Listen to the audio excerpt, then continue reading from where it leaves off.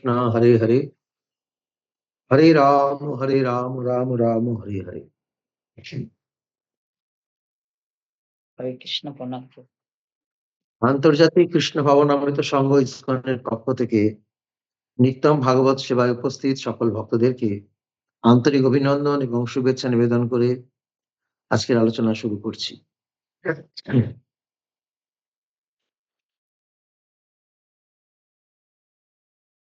জ্ঞান তিমিরন্ধস্য জ্ঞানাঞ্জন শলাকয়া চক্ষুরুন্মিলিতম যেন তস্मै শ্রী গুরবে নমঃ। নমো বিষ্ণুপাদায়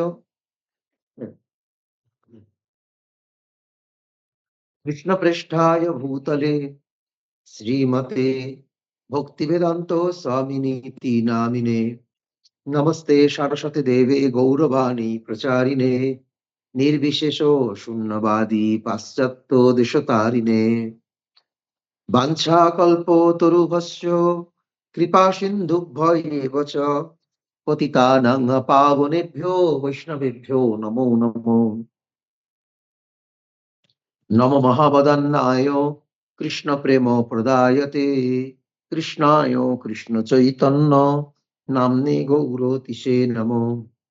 হে কৃষ্ণ করুণা সিন্ধু দীনবন্ধু জগৎপতে গোপেশ গোপিকা কান্ত রাধাকান্ত নমস্তুতে। তপ্ত কাঞ্চন গৌরাঙ্গী রাধে বৃন্দাবনেশ্বরী বৃষভানুসুতে দেবী প্রণমামি হরিপ্রিয়ে। জয়তাম সুরতৌ পঙ্গুর মম মন্দ মতের গতি মৎসর্বস্ব পদম ভজে রাধা মদন মোহন। নীলাচল নিবাসায় নিত্যায় পরমাত্মনে বলভদ্র। জয় শ্রীকৃষ্ণ চৈতন্য প্রভু নিত্যানন্দ শ্রী অদ্বৈত গদাধর শ্রীবাসাদি গৌর ভক্ত বৃন্দ। হরে কৃষ্ণ কৃষ্ণ কৃষ্ণ হরে হরে, হরে রাম রাম রাম হরে হরে। ওম নমো ভগবতে বাসুদেবায়, ওম নমো ভগবতে বাসুদেবায়, ওম নমো ভগবতে বাসুদেবায়। মুখং করোতি বাচালম পঙ্গু লঙ্ঘয়তে গিরিম যৎকৃপা তমহং বন্দে পরমানন্দ মাধবম শ্রী গুরুদিনতারিণম শ্রী চৈতন্য ঈশ্বরম। নমো বিষ্ণুপাদায় কৃষ্ণপ্রেষ্ঠায় ভূতলে শ্রীমতে জয় পতাকা স্বামিনীতি নামিনে নম আচার্য পাদায় নিতাই কৃপা প্রদায়িনে গৌর কথা ধামদায় নগর গ্রাম তারিণে। শ্রীল প্রভুপাদের উপদেশ 1974, 4 ডিসেম্বর, বোম্বে। কৃষ্ণ তোমার সাথে কথা বলতে প্রস্তুত, তিনি এসেছেন। তিনি অর্চা বিগ্রহ রূপে তোমার সাথে কথা বলার জন্য তোমার দৃষ্টিগোচর হতে অবতরণ করেছেন। এখন তুমি নিজেকে প্রস্তুত করো এবং কৃষ্ণের সাথে কথা বলার উপযুক্ত হও, কৃষ্ণের সাথে কথা বলার উপযুক্ত করো। তখন তিনি তোমার সাথে ভাব বিনিময় করবেন, এটা সম্ভব। এটা কি ঠিক? প্রভুপাদ বলছেন যে কৃষ্ণের সাথে কথা বলা সম্ভব, ঠিক? কোন শ্লোক, কোন এরকম কোন লীলা কৃষ্ণের সাথে ভক্ত কথা বলেছে এই মানে পৃথিবীতে? সাক্ষী গোপাল প্রভু, সাক্ষী হ্যাঁ, গোপাল প্রভু। সাক্ষী গোপাল কে বললেন? প্রভু আমি সনাতনী দীপাপ্রিয়া, কলকাতা থেকে। ঠিক ঠিক, সাক্ষী গোপালের কাহিনী আমরা জানি যে বিগ্রহ বলছেন ছোট বিপ্রকে, হে ছোট বিপ্র, তুমি কি কখনো দেখেছো বিগ্রহ হাঁটে? আমি কি করে হেঁটে গিয়ে সাক্ষী দেব? তখন ছোট বিপ্র বলছে, প্রভু আমি সত্যি কখনো দেখিনি বিগ্রহ হাঁটে, কিন্তু আমি এও কখনো শুনিনি বিগ্রহ কথা বলে। আপনি তো কথা বললেন।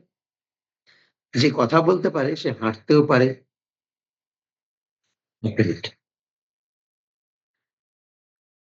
আমি যে বাড়িতে আছি ওখানে করতাল বাজছে। আপনাদের অসুবিধা হচ্ছে শুনতে? আচ্ছা, ঠিক আছে। ভগবান কথা বলেন। আপনাদের অনুভূতি আছে? কথা বলেছেন? কেউ কিছু বলছে না। আমরা অনুমতি নেই, তবে প্রভুপাদও তো বিগ্রহর কাছে সঙ্গে কথা বলে জানতেন যে কিভাবে সেবা হচ্ছে না হচ্ছে, এটা শুনেছিলাম। শ্রীল গৌরকিশোর দাস বাবাজী মহারাজ ভক্তি সিদ্ধান্ত ঠাকুরকে বললেন যে, "আমি গৌরকে জিজ্ঞেস করি তোমাকে দীক্ষা দিতে পারবো কিনা?" এটা আমাদের শুনে কি মনে হয়? যে এই গৌরকিশোর দাস বাবাজী মহারাজ মিছামিছি বললেন। মিছামিছি। উনি কি মহাপ্রভুকে জিজ্ঞেস করবেন? বাস্তবটাই এরকম। যারা ভগবানের শুদ্ধ ভক্ত, ওই তাদের জামা কাপড় দেখে, তাদের শিক্ষা দেখে বোঝা যাবে না যে তারা গৌড়ের সাথে, কৃষ্ণের সাথে কথা বলতে পারে। ওটা দেখে বোঝা যাবে না। কিন্তু গৌরকিশোর দাস বাবাজী মহারাজ তার শিষ্যকে নিশ্চয়ই মিথ্যা কথা বলবেন না। কথা বলেছেন। অনেক সময় ভগবান আর তার ভক্তের মধ্যে ভাবের আদান-প্রদান হয়, কথা ছাড়াও হয়, কথা ছাড়াও হয়। আবার কখনো, কখনো কথার মাধ্যমে হয়। শুদ্ধ ভক্ত।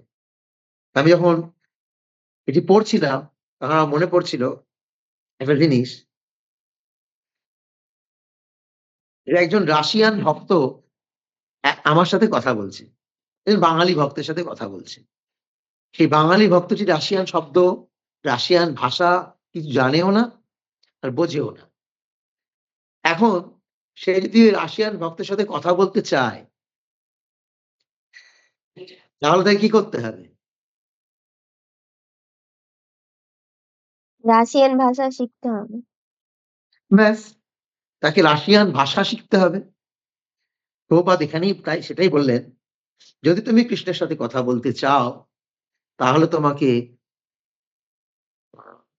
প্রস্তুত হতে হবে। নিজেকে প্রস্তুত করো।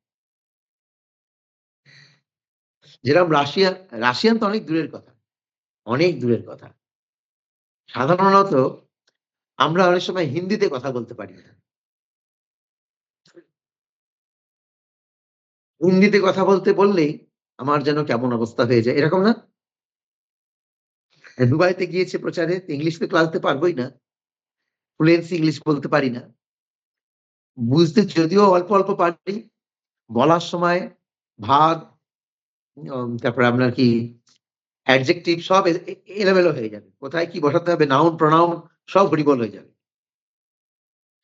ভুলেও বলার চেষ্টা করি না। তো হিন্দি, মানুষ হিন্দিটা যেহেতু মানে খুব কমন ভাষা, সব জায়গায় হিন্দি শুনছি।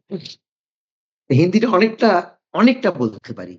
পুরো বলতে পারি না, অনেকটা বলতে পারি। যখন কোন জায়গায় কেউ বলে দুবাইতে গেছি প্রচারে, তো ওখানে তো হিন্দি ভাষীদের পছন্দ করে না। জানেন? বাঙালির তো পছন্দ হবেই না। হিন্দি ভাষীকেও পছন্দ করে না। ওরা ইংলিশেই বেশি কথা বলে। কারণ দুবাইতে বেশিরভাগ লোক আছে অন্ধ্রা, কেরালা, কর্ণাটক এইসব জায়গা। মানে সাউথ এর লোক। আর সাউথ এর লোক নয় তাদের তেলেগু, তামিল ভাষায় কথা বলবে, নতুবা ইংলিশে।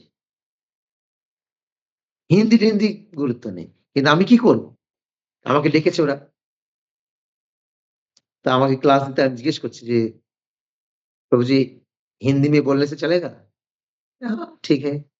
মানে ইচ্ছা নেই, বাট ঠিক হ্যাঁ। কিন্তু হিন্দি ওরা বোঝে। তাই আমি ক্লাস যেটা দিচ্ছি তাতে রেসিপ্রোকেশন হচ্ছে। তো অনেক সময় হিন্দি লোকে বুঝতে পারে না, বলতে পারে না। হ্যাঁ? একবার আমাদের বাড়িতে এই শীতকালে একটা শালওলা এসছে। তো আমার ঠাকুমা জিজ্ঞেস করছে যে, "আচ্ছা শালওলা, তুমি বহুত দিন আসোনি। তোমার কি বিমারি হয়েছিল?" মানে বাংলা, হিন্দি সে তুমি বহুত দিন আসোনি। বহতটা হলো হিন্দি। আর তুমি আসোনি এটা হলো বাংলা। তুমি বহুত দিন আসনি। তোমার কি বিমারি হয়েছিল? বিমারিটা আবার হিন্দি। এইরকম আধ ভাঙা আমাদের অবস্থা ঠিক এরকম যে প্রস্তুত নয়, প্রস্তুত নয়।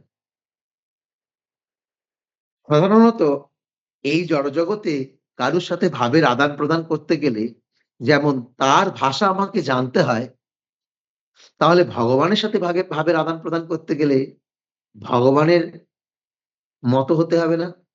হবে না, হবে না। তাই প্রস্তুত হওয়া। তো প্রস্তুত হওয়া মানে কি? বিদ্যতে হৃদয়গন্তি সিদ্ধান্তে সর্বসংশয়া ক্ষীয়ন্তে চাস্য কর্মাণি দৃষ্টে এবাত্ম ঈশ্বরে। আত্মা পরমাত্মাকে দর্শন করলে হৃদয়গ্রন্থি ছিন্ন হয়।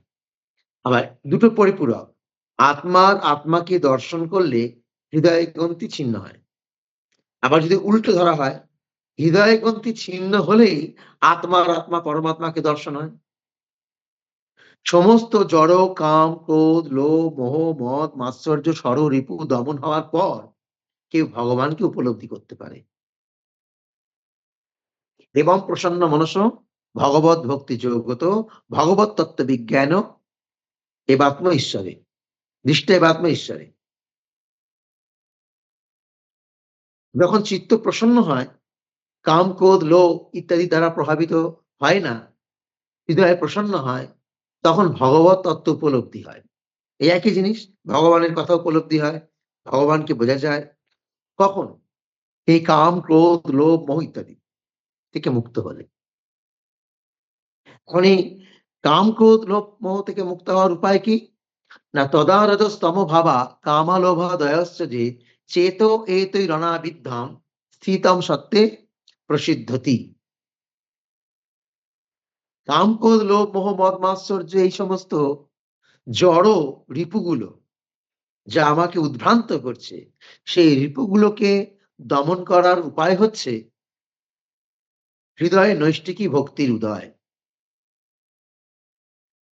আমি পেছন থেকে পড়ছি কিন্তু সিরিয়ালটা হচ্ছে ওপর থেকে, আমি পেছন থেকে পড়ছি। আচ্ছা, হৃদয়ে নৈষ্ঠিকী ভক্তির উদয় কখন হবে?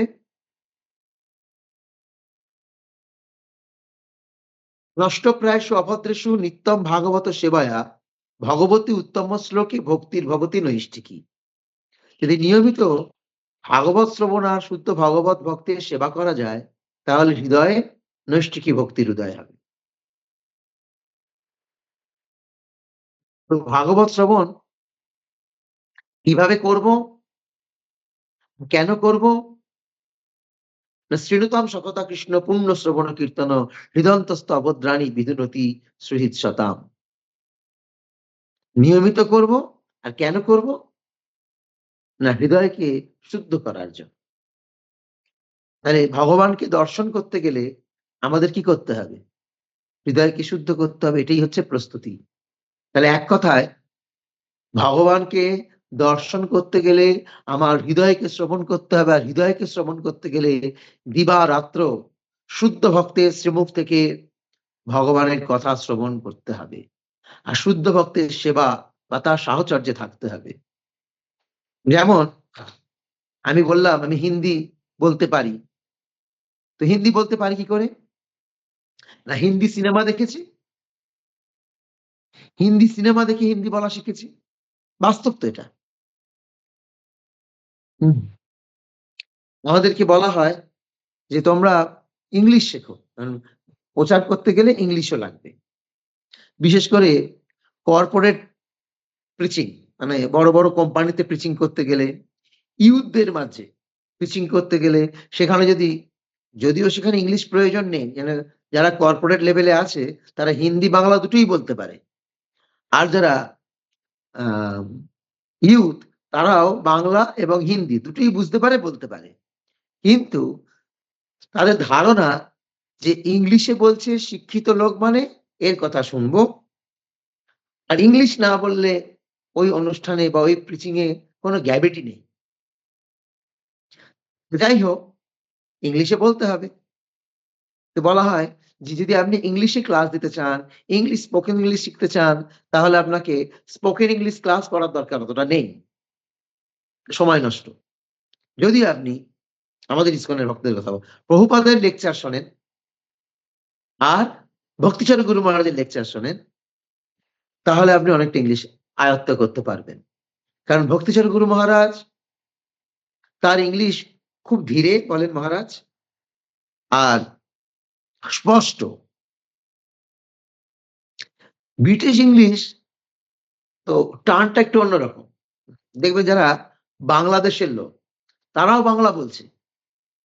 আর আমাদের নদিয়া বা কলকাতার লোক বাংলা বলছে। দুটোর মধ্যে পার্থক্য আছে না নেই?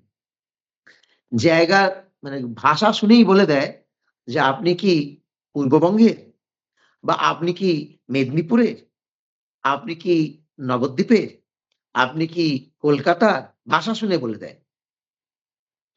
হ্যাঁ, ভাষার একটা টান থাকে।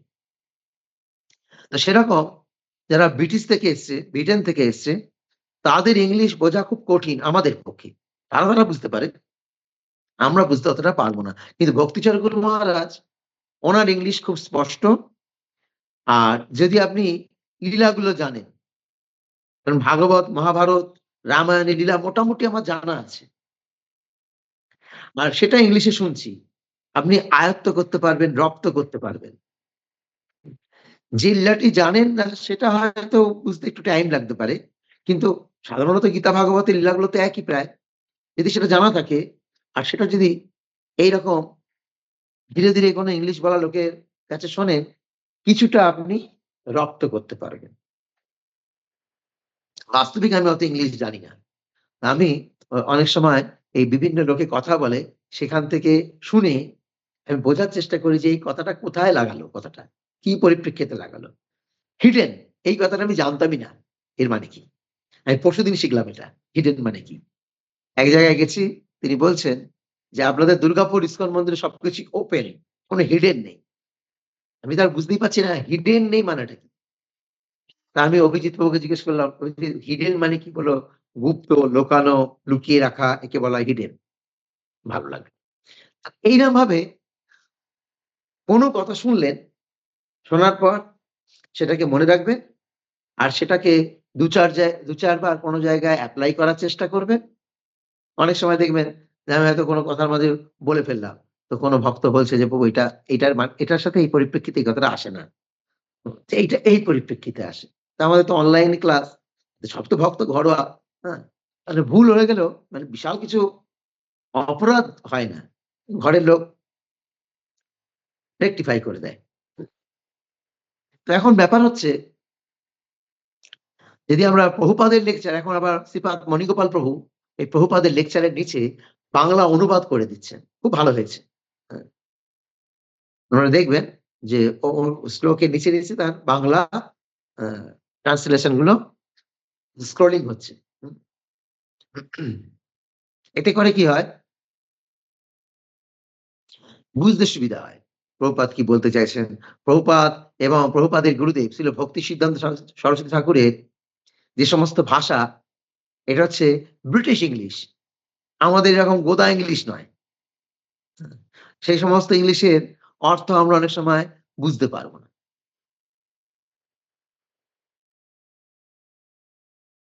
হ্যাঁ, একবার রথের সময় একজন উকিল এসছে, উকিল। আমরা সাধারণত অ্যা বলি সোশ্যাল অ্যাক্টিভিটি। সোশ্যাল অ্যাক্টিভিটি বলি তো নাকি? সমাজ সেবা, সোশ্যাল অ্যাক্টিভিটি। উনি বলছেন philanthropical activity এরা মাথার উপর দিয়ে যাচ্ছে। এ তো কোনদিন শুনিনি। বারবার বলছে, তো কথার সাথে যখন আলোচনা হচ্ছে বুঝতে পারলাম কি বলতে চাইছে। এইভাবে বুঝতে হবে। উনি বারবার বলছেন যে ভারত সেবাশ্রম অনেক philanthropical activity করে। ভারত সেবাশ্রম অনেক philanthropical activity করে। তখন আমি বুঝলাম যে তাহলে philanthropical activity মানে কোন সমাজ সেবামূলক কাজকে বোঝায়। এইরকম প্রভুপাদের শব্দগুলো, ভক্তি সিদ্ধান্ত শব্দগুলো আপনার মাথার উপর দিয়ে চলে যেতে পারে। কিন্তু যদি আপনার ওই লীলাটি জানা থাকে আর এটা শুনছেন, আর নিচে এখন স্ক্রলিং উঠছে। আপনি মোটামুটি একটা আন্দাজ করতে পারবেন। আমার বলার উদ্দেশ্য ছিল যে হিন্দি শিখলাম কিভাবে? হিন্দি সিনেমা সিনেমা দেখে। দেখে। হিন্দি সিনেমা দেখে হিন্দি শিখেছি। তাহলে যদি হিন্দি সিনেমা দেখতে, দেখতে হিন্দি বলা আয়ত্ত হতে পারে, তাহলে একজন শুদ্ধ ভক্তের সাথে হাঁটতে, হাঁটতে শুদ্ধ ভক্তের গুণাগুণগুলো আমাদের মধ্যে আসতে পারে না? আমি যেটার সঙ্গ করব, সেই জিনিসটা তো আমার মধ্যে আসবে। আমি যদি অসৎ সঙ্গ করি, চেতনা আমার অসৎই হবে। স্বাভাবিক এটা। বাংলায় কথা আছে, সঙ্গ দোষে লোহা ভাসে। আমি যেমন সঙ্গ করব, তেমন আমার অধোগতি অথবা প্রগতি হবে। আরো একটা কথা আছে, সৎসঙ্গে স্বর্গবাস, অসৎসঙ্গে সর্বনাশ। তো যেমন আমার সঙ্গ, যদি আমি শ্রীমদ ভাগবতের সঙ্গ করি আর ব্যক্তি ভাগবতের সঙ্গ করি, তাহলে আমার ধীরে, ধীরে, ধীরে, ধীরে ওই ভগবানের সাথে কথা বলার মতো প্রস্তুত হয়ে যাব। হুম। যেমন আমি হিন্দি সিনেমা দেখেছিলাম কোন জায়গায় প্রবচন দেব বলে নয়। দেখলাম অভ্যাস, নেশা। কিন্তু সেটা এখন ভগবৎ সেবায় কাজে লেগেছে। ঠিক তো? আমি হিন্দি শিখে মানে হিন্দি ক্লাস দেবো এটা তখন বাড়িতে ভেবে ভাবিইনি। বাড়িতে বসে আমি কবে ভক্ত হব আর আমাকে ক্লাস দিতে হবে এটা তো আমার মাথাতে ছিলই না। হিন্দি সিনেমা দেখেছি, সেখানে কিছু ভাষা শিখেছি। এটা আমার বর্তমানে কৃষ্ণ ভক্তিতে সহায়ক হয়ে গেল। সেরকম আদৌ আমি কৃষ্ণের সাথে কথা বলতে পারবো কি পারবো না, এটা আমার জানা নেই। কিন্তু যদি শুদ্ধ ভক্তের সঙ্গ আর শ্রীমদ ভাগবতের সঙ্গে থাকি, একদিন কি হবে আমি তৈরি থাকবো। যদি কৃষ্ণ কখনো আসে, তাহলে আমার তার সাথে কথা বলতে হেজিটেশন হবে না। কারণ আমি প্রস্তুত আছি, প্রস্তুত আছি। তো সেটাই প্রভুপাদ বলছেন যে, "এখন তুমি নিজেকে প্রস্তুত করো।" তাহলে প্রস্তুতির উপায় শুদ্ধ ভক্তের সান্নিধ্যে থাকা আর শুদ্ধ ভগবত ভক্তির অনুশীলন। আদার্স অন্য কিচ্ছু করা যাবে না। অন্য কিচ্ছু করা যাবে না। আমাদের জীবনের লক্ষ্য, আমাদের জীবনের টার্গেটকে ঠিক করতে হবে। জীবনের টার্গেট কি? জীবনের লক্ষ্য কি? এক মাতাজি বলছে, অনেকজনই বলে আমায় যে, "প্রভু আপনি যে বলেছিলেন বৃদ্ধাশ্রম বানাবেন, কবে বানাবেন?" তাহলে আমার জীবনের টার্গেট কি বৃদ্ধাশ্রমে যাওয়া? আমার জীবনের টার্গেট তো বৃদ্ধাশ্রম যাওয়া নয়। আমার জীবনের টার্গেট কৃষ্ণকে পাওয়া। তাহলে কি বলব? আপনি কবে বৃদ্ধাশ্রম যাবেন এটা জিজ্ঞেস করব না। প্রভু কি করলে আমি এই জীবনেই কৃষ্ণের কাছে যাব সেইটা জিজ্ঞেস করা। কেন বৃদ্ধাশ্রম গেলে তো আর কৃষ্ণকে পাবো না। ওই হাড় মড়মড় করবে, ওর ব্যথা আর ছেলে বৌমা দেখেনি ওইগুলো মনে পড়বে। তাহলে বৃদ্ধাশ্রমে গিয়ে কি আপনার প্রগতি হবে? তো বৃদ্ধাশ্রমে কি করে যাব? কেন প্রভু বৃদ্ধাশ্রম বানাচ্ছেন না? অনেকদিন আগে বলেছিলেন, এই চিন্তা বাদ দিন। টার্গেটটাকে ঠিক করতে হবে। বৃদ্ধাশ্রম যাওয়া আমার লক্ষ্য নয়। আমার জীবনের লক্ষ্য কৃষ্ণকে পাওয়া।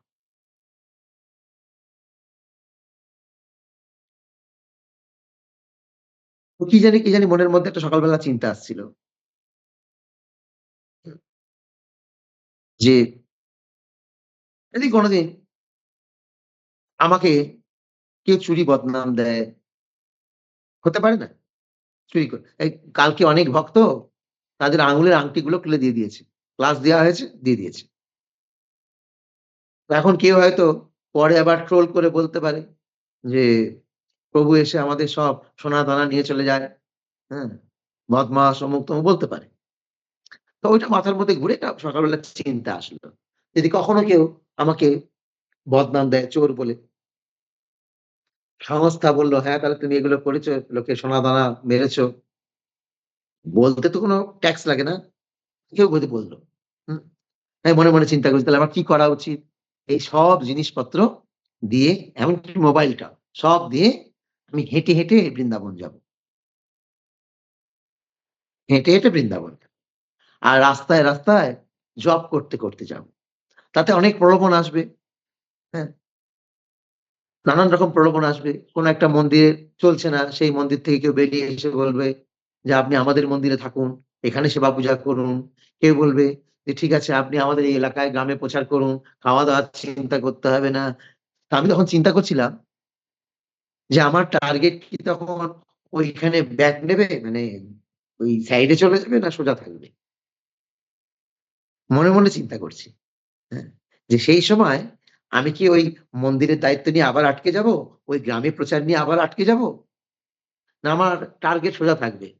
কি মনে করা উচিত? যে ভগবান তুমি কৃপা করে আমার উপরে বদনাম চাপিয়ে আমাকে রিলিজ করেছো, মুক্ত করেছো। এখন আর আমার কোন দিকে ধাবিত না হয়ে মাঝ রাস্তায় আটকে না গিয়ে যখন সুযোগ এসছে আমার এখন কি করা উচিত? আমার এখন উচিত সোজা যাও, সোজা। হুম, আর যদি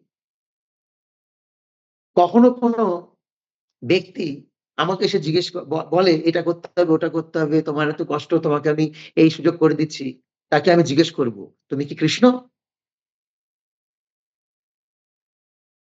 তুমি কি কৃষ্ণ? দেখাও আমায়। তুমি যদি কৃষ্ণ হও, তোমার এই মানে ছদ্মবেশী রূপ দেখালে হবে না। অরিজিনাল রূপ দেখাও। তাহলে আমি তুমি যা বলবে করব। কিন্তু ছদ্মবেশী রূপ দেখিয়ে আমাকে তুমি বলতে পারো না, তুমি এটা করো, ওটা করো। আমি বুঝতেই পারব না যে তুমি মায়া না তুমি কৃষ্ণ।" আমাদের সবসময় চিন্তা করতে হবে যে আমি কি আমার লক্ষ্য থেকে সরে যাচ্ছি? আমার লক্ষ্য কোনটা? এই জীবনের একটাই লক্ষ্য। আগে হয়তো অনেক লক্ষ্য ছিল। আমাকে ভক্তির সাথে, সাথে এটাও করতে হবে, ওটাও করতে হবে, সেটাও করতে হবে। এটা লক্ষ্য ছিল। কিন্তু এখন আমার লক্ষ্য কি হওয়া উচিত? আমার জীবনের সাইডের কোনো লক্ষ্য নেই। কোনো লক্ষ্য নেই। একটা জড় উদাহরণ দিচ্ছি। একটি মেয়ে একটি ছেলেকে খুব ভালোবাসে। খুব ভালোবাসে। তো সেই মেয়েটির জীবনের কি, কি লক্ষ্য থাকা উচিত? যে আমি ছেলেটির সাথে বিবাহ করার পর আমাদের একটা ভালো বাড়ি থাকবে। আপনারা আমার সাথে হ্যাঁ অথবা না উত্তর দেবেন। হুম, হুম। আমাদের আমাদের বিয়ে হওয়ার পর আমাদের একটা ভালো বাড়ি থাকবে। হ্যাঁ, না? হ্যাঁ। আচ্ছা, ঠিক। এই ছেলেটির সাথে বিয়ে হওয়ার পর ও হয়তো এখন চাকরি করে না। কিন্তু তখন যেন ভালো চাকরি পায়। তো ভালো চাকরি করবে। হ্যাঁ, না? হুম। হ্যাঁ, ওই ছেলেটি আমাকে নিয়ে বিভিন্ন জায়গায় বেড়াতে যাবে। হ্যাঁ, না? হুম। হ্যাঁ, এই যতগুলো হ্যাঁ বলেছেন সবগুলোতেই একটাই জিনিস ফুটে উঠল, আপনি ওই ছেলেটিকে ভালোবাসেন না। ওর সাথে ঘুরতে, বেড়াতে, অমুক-তমুক করতেই ভালোবাসেন। ছেলেটিকে ভালোবাসেন না। ওই মেয়েটি আসলে ছেলেটিকে ভালোবাসে না। তার বাড়িঘর, তার চাকরি, ঘুরতে বেড়াতে এটাই ভালোবাসে। যদি সত্যি সে ভালোবাসতো তাহলে সে তার আনুষঙ্গিক কোন কিছু দেখত না। কি দেখত? একটাই যে আমি তাকে ভালোবাসি, আমি তাকে চাই। আর কিচ্ছু চাই না। সে ভিখারি হোক, সে কি বলে জোন-মজুর হোক, মুটে হোক, যাই হোক। আমি কেবল তাকে ভালোবাসি। তার আভিজাত্য কিচ্ছু তাকে আমি ভালোবাসি। এই কথাটা ঠিক না ভুল? এটাই হওয়া উচিত। ঠিক তেমনি জীবনে কৃষ্ণকেই ভালোবাসি। কৃষ্ণের আভিজাত্য, কৃষ্ণের এটা দেওয়া, ওটা দেওয়া, সেটা দেওয়া, নাথিং। এগুলোর কোনটাই প্রয়োজন নেই। হে কৃষ্ণ, আমি তোমাকে ভালোবাসি। তোমার এক্সট্রা কিছু আমাকে দাও, এটার প্রতি আমার কোন লোভ নেই। প্রভু তব পদযুগে মোর নিবেদন, নাহি মাগি দেহ সূক্ষ্ম বিদ্যা ধনজন। সুর করে বলছি। প্রভু তব পদ যুগে মোর নিবেদন, আমি নাহি মাগি দেহ সুখ বিদ্যা ধন জন, নাহি মাগি স্বর্গ আর মোক্ষ নাহি মাগি, না করি প্রার্থনা কোন বিভূতির লাগি, নিজ কর্ম গুণ দোষে যে যে জন্ম পাই, জন্মে জন্মে যেন তব নাম গুণ গাই। আমার যেখানেই জন্ম হোক, আমি সর্ব অবস্থায় যেন তোমাকে ভালোবাসতে পারি। নাম গুণ গাই মানে তোমার নাম গুণ করি মানে কি? আমি যাকে ভালোবাসি তার নাম গুণ গাই। তাহলে আমি মোক্ষ চাই না, দেহের সুখ চাই না, স্বর্গ চাই না, কিচ্ছু চাই না, কিচ্ছু না। শুধু একটাই জিনিস চাই, তোমাকে। তখন আমি প্রস্তুত কৃষ্ণের সাথে কথা বলার জন্য। কৃষ্ণ তখন বলবে, "ও, আমি তো ভেবেছিলাম তুমি এগুলো, ওগুলো চাও, তো আমি তোমাকে এগুলো, এগুলো দিচ্ছিলাম। কিন্তু তুমি তো এখন বলছো তুমি কিছু চাও না, শুধু আমাকে চাও। তুমি যেহেতু আমাকে চাও, তা আমাকে আসতে হলো। বলো তুমি কি করতে চাও?" ভক্ত কি বলবে? কৃষ্ণ এতক্ষণ বাদে কথা বলল। এসে বলল, "বলো তুমি কি করতে চাও?" ভক্ত কি বলবে? "আমি শুধু তোমাকেই চাই। কিচ্ছু চাই না। তোমাকেই চাই।" ব্যাস। তো কৃষ্ণ মাথা চুলকাবে। কৃষ্ণ মাথা চুলকাবে, "কি নাছোড়বান্দা রে বাবা! আমি তো তাকে দেখা দিয়ে দিলাম। সে এখনো বলছে তোমাকেই চায়। আমরা দেখা দিয়ে দিলাম।" তখন ভক্ত বলবে, "তুমি তো খুব ছলিয়া। তুমি তো দেখা দেওয়ার পর আবার পালিয়ে যাও। তোমার তো অনেক ভক্ত। আমি ধরে রাখতে চাইলেও তোমাকে ধরে রাখতে পারব না। তা তুমি এমন কিছু ব্যবস্থা করে দিয়ে যাও, যাতে আমি নিরন্তর তোমাকেই পাই।" তখন ভগবান কি বলবে? তুমি ঠিক ধরেছ। আমি খুব ছলিয়া, আমি খুব ছটপটে, দৌড়ে, দৌড়ে বেড়াই। তাই আমি তোমাকে একটা আ উপায় বলে দিয়ে যাচ্ছি। তুমি আমার শুদ্ধ ভক্তের সাথে থাকো। শুদ্ধ ভক্তের কথার মধ্যেই আমি আছি। তুমি সবসময় আমাকেই পাবে। ঘুরিয়ে ফিরিয়ে আবার কোথায় চলে আসলাম? হরিকথায়। কৃষ্ণ কোথায়? কৃষ্ণ কোথায়? কৃষ্ণ কোথায়? কৃষ্ণ আত্মায়। কথায়। ব্যাস। এইটাই হচ্ছে প্রস্তুতি। ভগবানের কথা নিরন্তর শ্রবণ কীর্তনের জন্য নিজেকে প্রস্তুত করা। কি করে আমি ভালো করে জব করতে পারি মন দিয়ে? প্রস্তুত করা। কালকে আমি চিত্তরঞ্জনের ক্লাস দিচ্ছিলাম। বলছিলাম যে, একবার আমি নারদগোপাল প্রভুকে জিজ্ঞেস করছিলাম যে, "প্রভু আপনি যে এই জব ওয়ার্কস করেন, সব প্রতিদিন সকালবেলা ভক্তদের নিয়ে জব করেন।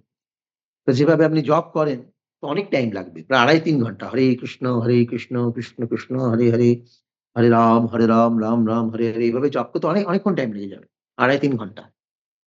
কি করে জব কমপ্লিট হয়?" বলছে, "না, ১৬ মালা যে জবটা সেটা তো আমি গুরুদেবকে প্রতিজ্ঞা করেছি। সবাই প্রতিজ্ঞা করেছি আমরা। তো সেই জপটা আমরা নরমাল যেভাবে আমরা জপ করি, হরে কৃষ্ণ, কৃষ্ণ, কৃষ্ণ, হরে, হরে, হরে রাম, রাম, রাম, হরে, হরে, হরে কৃষ্ণ, কৃষ্ণ, কৃষ্ণ, হরে, হরে, হরে রাম, রাম, রাম, হরে, হরে, হরে কৃষ্ণ, কৃষ্ণ, কৃষ্ণ, হরে, হরে, হরে রাম, রাম, রাম, হরে, হরে এইভাবে করব। ১৬ মালা হয়ে গেল। এইবার কমপক্ষে ১-২ মালা সেটা ধীরে, ধীরে উপলব্ধি করে করুন। কিভাবে?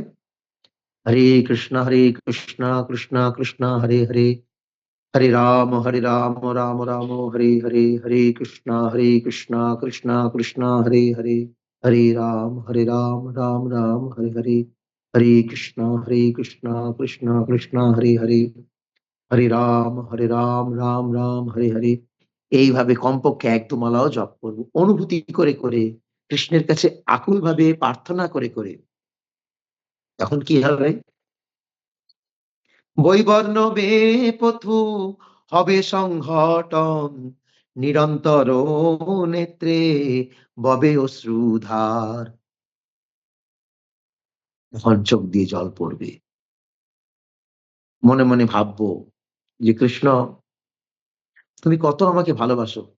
তুমি আমার জন্য কত কিছু করেছো। কিন্তু আমি তোমাকে এইভাবে ভালোবাসতে পারলাম না। কি না করেছো তুমি আমার জন্য? আমি কোথায় নর্দমার পোক্কা হয়ে পড়েছিলাম। তুমি সাধু সঙ্গের মাধ্যম দিয়ে আমাকে ওখান থেকে তুলে নিয়ে আসলে।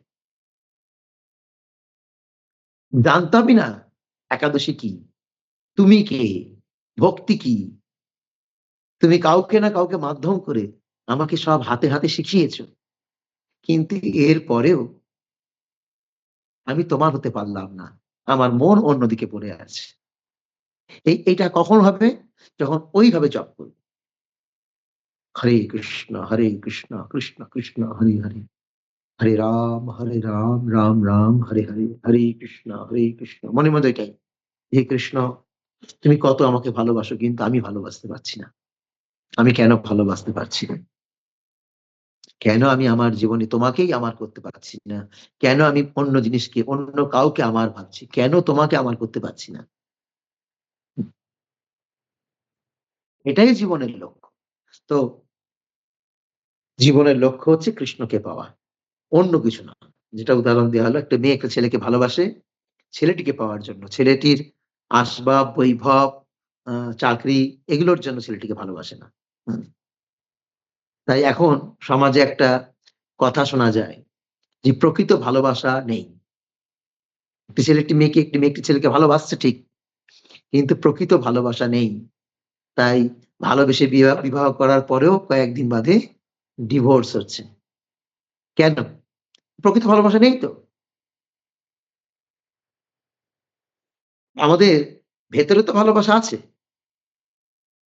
সেই ভালোবাসাটা যথার্থ জায়গায় অর্পণ করতে হবে। সেটাই হচ্ছে কৃষ্ণ। তার জন্য প্রস্তুত হওয়া। হরে কৃষ্ণ। আজকে আমরা শ্রীমদ্ ভাগবতের ৪র্থ স্কন্ধের ২৮ অধ্যায় ৪৫ নম্বর শ্লোক থেকে অধ্যয়ন পূর্বক শ্রবণ করব।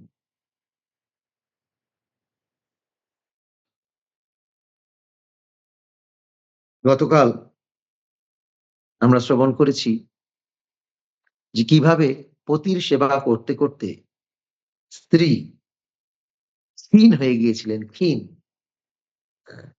এবং আর কি শ্রবণ করেছি? গুরুত্বপূর্ণ শিক্ষা ছিল যে স্ত্রীর কখনো সাজসজ্জা, বৈভব দ্বারা নিজেকে সুসজ্জিত করা উচিত নয়, যাতে করে সে অন্যের আকর্ষণের কারণ হয়ে দাঁড়ায়, অথবা তার স্বামীরও আসক্তির জড় হয়ে যায়, আসক্তির কারণ হয়ে যায়। আর আরেকটা জিনিস কালকে বলা হয়েছিল যে গৃহস্থের উচিত নয় ইন্দ্রিয় তৃপ্তি করা, গৃহস্থের উচিত সাদাসিধা জীবনযাপন করা, বিলাসবহুল জীবন ত্যাগ করে। কিন্তু সেই পরিপ্রেক্ষিতে কি কথা এসেছিল? নিজের জন্য বিলাসবহুল জীবন নয়, কিন্তু পরমেশ্বর ভগবানের জন্য অবশ্যই বিলাসবহুল ব্যবস্থা করতে হবে। হুম, বিলাসবহুল ব্যবস্থা করতে হবে। কিছু লোকের অভ্যাস বেলায় বাজার যাওয়া। বেলায় বাজার গেলে কি হয়? ভালো সবজি পাওয়া যায়? না। সেরকম ভালো সবজি এনে ভগবান কিনতে হবে। একটা আনুন। আপনাকে বলা হয়নি যে আপনি ১০ টা ফুলকপি নিয়ে আসুন। একটা ফুলকপি নিয়ে আসুন, কিন্তু ফ্রেশ, যেটা ভগবানকে অর্পণ করা যাবে। যা আনবো ভগবানের জন্য সেটা যেন ফ্রেশ হয়, ভালো হয়, যা ভগবানকে আনন্দ প্রদান করে। হুম?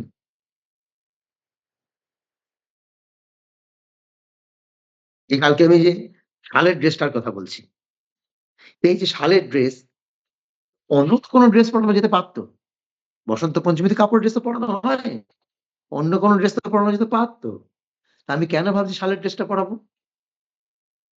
কেন ভাবছি আমি যে ভগবানকে এই কাশ্মীরি শালের ড্রেস পরাবো? তার কারণ এটা খুব মূল্যবান, খুব দামি, খুব সফট, যা কৃষ্ণকে আনন্দ দেবে। সাধারণ মানুষ, আমি কাপড় কিনতে গেছিলাম যে দোকানে, ঋষি দালাল, উনি আমাকে অনেক কিছু কাপড় মানে মোবাইলে দেখাচ্ছিলেন। আমি বললাম যে, "প্রভু, এই কাপড়গুলো আমরা ভগবানকে ব্যবহার করি না। দেখবেন বৃন্দাবনে আ রাধাকুণ্ডের পাড়ে বা লুই বাজারে এরকম লাইন দিয়ে কাপড় বিক্রি হচ্ছে। চুমকি বসানো কাপড়, ঝলমল, ঝলমল করছে। সেই বিহারিগুলো যেরকম পরে এরকম কাপড়। খসখসে, খুব খসখসে। সাধারণত এই ইস্কন বাদ দিয়ে যে সমস্ত মন্দিরগুলো আছে, ঐরকম কাপড়েরই ড্রেস বানায়। খসখসে ড্রেস। হুম? জর্জেট বা এরকম কোনো কাপড়, এগুলো খসখসে হয়। হুম? ভগবানকে সেবা কেমন করে করতে হয়? অনেকবার আগে বলেছি। কেমন করে ভগবানের সেবা করতে হয়? আত্মবৎ। আত্মবোধ, আত্মবোধ। ধরুন শীতকাল পড়েছে। আপনার বাড়িতে আপনি গোপালকে সোয়েটার পরিয়েছেন। খুব ভালো কথা। ভোরবেলা যখন শৃঙ্গার আরতি হলো তখন ভগবানকে সোয়েটার পরালেন। এবার আপনি সারাদিন বিভিন্ন কাজে ব্যস্ত। আর সোয়েটারটা খুললেন না। আপনি বিচার করুন তো দুপুরবেলা কি আর আপনার সোয়েটার পরে থাকতে ভালো লাগে? হ্যাঁ, না। তাহলে আপনাকে চিন্তা করতে হবে যে দুপুরবেলা যেমন আমার গরম লাগছে, তাহলে গোপালেরও নিশ্চয়ই গরম লাগছে। সারাদিন সোয়েটারটা পরে থাকলে কেমন লাগবে তার? না, না। আমি না ৭ দিনে ৭ কালারের সোয়েটার কিনেছি। ড্রেসের সাথে ম্যাচিং করে সোয়েটার পরাই। আমি বুঝলাম ৭ কালারের সোয়েটার কিনেছেন। কিন্তু দুপুরবেলা কি আপনার সোয়েটারটা ভালো লাগবে গায়ে? তো খুলতে হবে তো। তাহলে আপনি যদি দুপুরবেলা সোয়েটার পরে না থাকতে পারেন, তাহলে গোপাল কি করে সোয়েটার পরে থাকবে? এইটা হচ্ছে আত্মবধ। এইটা হচ্ছে আত্মবধ সেবা। যেভাবে আমি বুঝতে পারছি আমার কষ্ট, আমার গরম, আমার ঠান্ডা, তেমন তো কৃষ্ণেরও লাগছে। উনি তো ব্যক্তি। হুম। মন্দিরে আমাদের কিরকম করা হয় জানেন? ধরুন এখন তো অরুণ ষষ্ঠী আরম্ভ হয়নি। তো এমনিতে বলা হয় যে অরুণ ষষ্ঠী থেকে ভগবানকে শীতের কাপড় পরানো হয়। এমনি নীতি এটা, নীতি। কিন্তু ব্যবহারিক দৃষ্টি দিয়ে বিচার করলে কি হবে? যে আমি তো এখন কম্বল গায়ে দিচ্ছি রাত্তিরে। আমি তো সোয়েটার ব্যবহার করছি, শাল ব্যবহার করছি। তাহলে আমি যদি নীতি অনুযায়ী ওই অরুণ ষষ্ঠীতে ভগবানকে সোয়েটার পরাতে চাই, তাহলে ভগবান তখন ঠান্ডায় কষ্ট পাবে। তো এখন কি করা হবে? এখন সকালবেলা ভগবানকে সোয়েটার না পরিয়ে জামা পরানো হচ্ছে। আর পাশে শাল ভাঁজ করে রাখা থাকছে। ভাবটা কি? যে কৃষ্ণ যদি তোমার ঠান্ডা লাগে গায়ে দিও। আর রাত্রিবেলা শাল গায়ে জড়িয়ে দেয়া হচ্ছে। এইটা হচ্ছে আত্মবধ। এই চিন্তাগুলো কখন আসবে? বলুন, কখন আসবে? যখন যখন আপনি নিজে বিলাসবহুলের চিন্তা ত্যাগ করবেন, কিন্তু আপনার মনের মনে তো বিলাসবহুল চিন্তা আছে। তখন আপনি বিলাসবহুল চিন্তাটা লাগাবেন কোথায়? ভগবানের ক্ষেত্রে। একটা জড় উদাহরণ দিচ্ছি। ধরুন বাবা-মা যখন পড়াশোনা করেছে তখন কম্পিউটার ছিল না। কিন্তু এই তার ইচ্ছা যে আমি কিছু উচ্চশিক্ষা লাভ করব। তখন বাবা-মা কি করে? তার সন্তান হওয়ার পর তার সন্তানকে সেই সমস্ত উচ্চশিক্ষা দেওয়ার চেষ্টা করে। মানে তাদের ইচ্ছাগুলো সন্তানদের দ্বারা কি বলবো? উসুল করে নেয়। নিজেদের ইচ্ছাগুলো সন্তানদের দ্বারা উসুল করে। যে আমি তো ঐরকম পড়াশোনা করতে পারলাম না। ঐরকম কম্পিউটার ইত্যাদি, ইত্যাদি শিখলাম না। তা আমার ছেলেমেয়েরা এখন এখন কম্পিউটার এসছে, উচ্চশিক্ষার ব্যবস্থা আছে। আমি আমার ছেলেমেয়েকে এগুলো পড়াবো। আমি ঠিক বললাম না ভুল? বাবা-মা পারেনি, ছেলেমেয়েরা করছে তা আনন্দ পায়। আচ্ছা আরেকটা দিক। খুব ভালো জামাকাপড় আগেকার দিনে ছিল না। মানুষ খুব সিম্পল যে জামাকাপড় পড়তো। হ্যাঁ? তো আপনি আপনার মেয়ের বিয়েতে কি করবেন? ভালো, ভালো জামাকাপড় দেবেন না দেবেন না? যে এখন আমাদের সময় কিন্তু আমরা পাইনি। কিন্তু আমার মেয়ের যখন বিয়ে হচ্ছে এখন কত সুন্দর, সুন্দর গয়না উঠেছে, কত সুন্দর, সুন্দর রকমারি কাপড়-চোপড় উঠেছে। তা আমার মেয়েকে দেব। আমরা তো পাইনি আমাদের সময়। কিন্তু আমার মেয়ের বিয়েতে আমি এত কিছু দেব। মনে হয় না? ঠিক একইভাবে প্রতিটা জীবের হৃদয়ে ভোগের বাসনা আছে।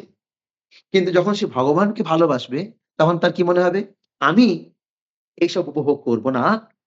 আমি তার সেই সমস্ত উপভোগের বস্তু আমার প্রাণনাথ, আমার সবথেকে প্রিয় কৃষ্ণকে দেব। কথাটা বোঝা যাচ্ছে কি বলছি? নিজের জন্য কোন বিলাসবহুল আয়োজন নয়। যত কিছু বিলাসবহুল আয়োজন কৃষ্ণের জন্য। আর তখনই ওই ভক্ত মায়ার দ্বারা প্রভাবিত হবে না। যা পাচ্ছে সব তো কৃষ্ণকে দিয়ে দিচ্ছে। দক্ষিণা পেলেও কৃষ্ণ, জামাকাপড় পেলেও কৃষ্ণ, যা পাচ্ছে সব কৃষ্ণের জন্য, কৃষ্ণের জন্য, কৃষ্ণের জন্য। তো আজকে আমি মন্দিরের ভক্তদের জন্য প্রতি বছরই দিই। মন্দিরের ভক্তদের জন্য সবার জন্য কিছু শীতের বস্ত্র কিনতে যাব। তো তার আগে রাধা, মদন মোহন, জগন্নাথ, বলদেব, সুভদ্রা, মহারানী সবার জন্য শীতের বস্ত্র কেনা হয়ে গেছে। শাল, সবার জন্য শাল কেনা হয়ে গেছে। ৳২৬,০০০ রাধা, মদন মোহনের শাল কেনা হয়েছে। কত ভালো শাল বুঝতে পারছেন? হুম। আমাদের চিন্তা করতে হবে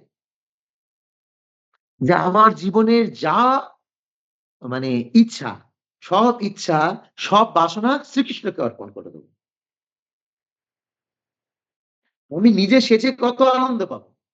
আচ্ছা, এমন একটা জিনিস বলি, খেয়ে আনন্দ না খাইয়ে আনন্দ? আপনারা বলুন। খেয়ে আনন্দ না খাইয়ে আনন্দ? খাইয়ে আনন্দ পাবো। খাইয়ে আনন্দ।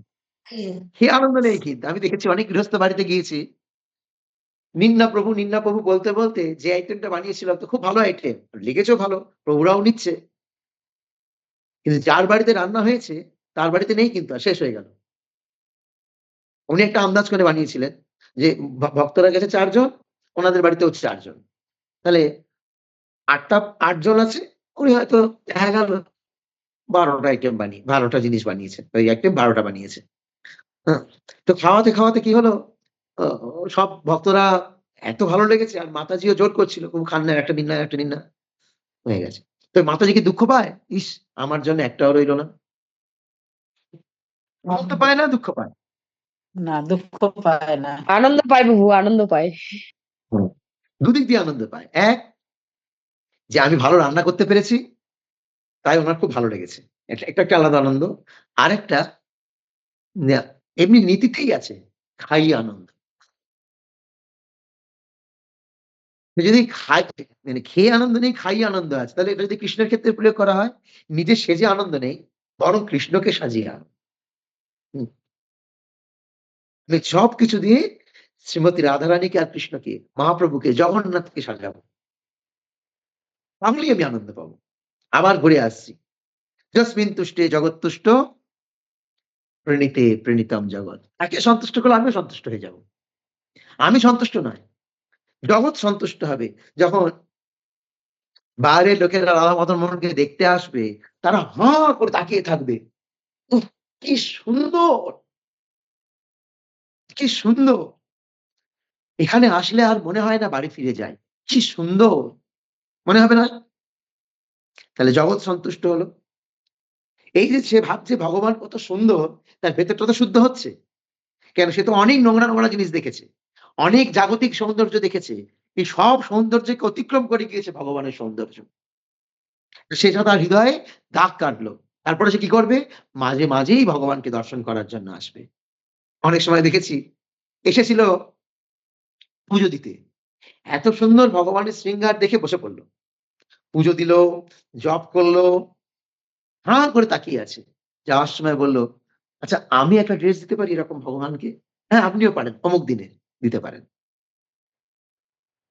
এই তো ভগবত ভক্তি। তাহলে নিজের জন্য বিলাসবহুল ব্যবস্থা ত্যাগ করতে হবে আর ভগবানের জন্য সমস্ত দিব্য আয়োজন করতে হবে।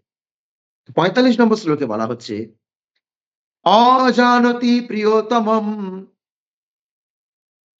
যদোপরতমঙ্গনা সুস্থিরাসনমাসাদ্য যথাপূর্বম উপাচরৎ।" আরেকবার, "অজানতি প্রিয়তমম যদোপরতমঙ্গনা সুস্থিরাসনমাসাদ্য যথাপূর্বম উপাচরৎ।" বিদর্ভ নন্দিনী তার পতি যে দেহত্যাগ করেছেন তা বুঝতে না পারা পর্যন্ত স্থির আসনে উপবিষ্ট তার পতির সেবা করে যেতে লাগলেন। বিদর্ভ নন্দিনী তার পতি যে দেহত্যাগ করেছেন তা বুঝতে পারলেন না। কেন? তিনি এত সেবায় তন্ময় ছিলেন, সেবাতেই তন্ময় ছিলেন, উনার স্বামী যে মারা গেছে উনি জানেন না। কিছুক্ষণ বাদে উনি বুঝতে পারলেন। কখন? ৪৬,